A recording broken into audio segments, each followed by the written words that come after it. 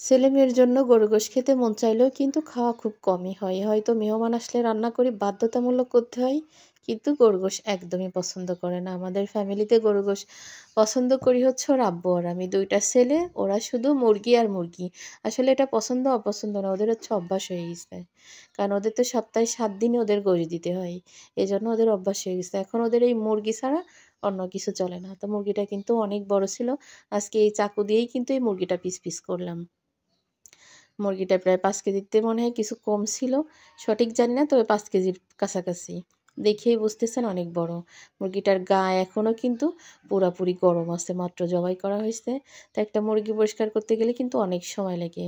তো আমি চাকু দিয়ে কিন্তু ডানা, পা-টা, পাখনা-টাখনা সবকিছু কেটে সুন্দর মতো আগে ধুয়ে নিচ্ছি। আর চামড়াটা কিন্তু দেখেন একদম আস্ত উঠাইছি।